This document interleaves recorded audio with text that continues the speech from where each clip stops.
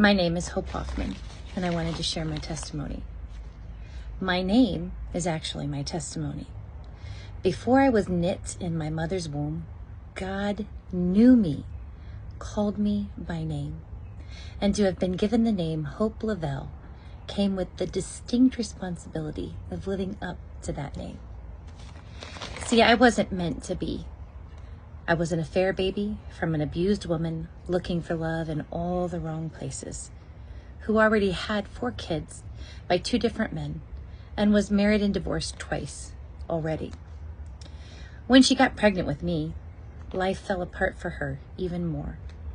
However, in the deepest valley, she found God, accepted Christ as her Savior, and named her new baby girl, who she refused to give up for adoption, Hope Lavelle, as God told her in a dream that I would bring hope and love into her life.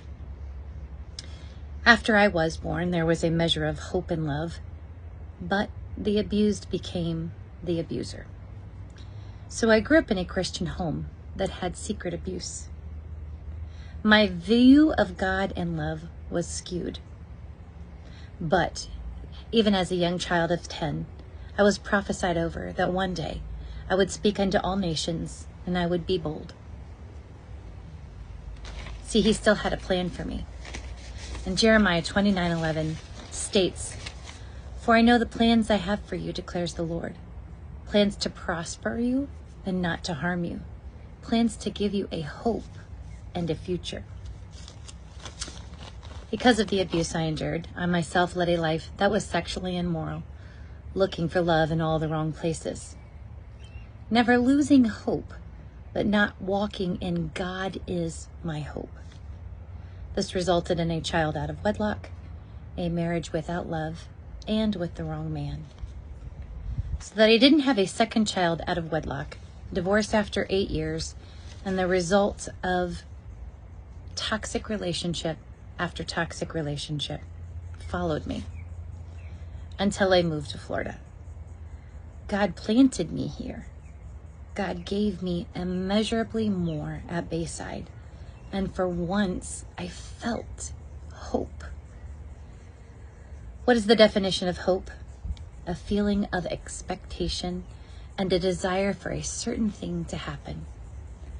And during the last 4 years, now 5, my walk with God has grown. My healing has come full circle. I sought God instead of a man.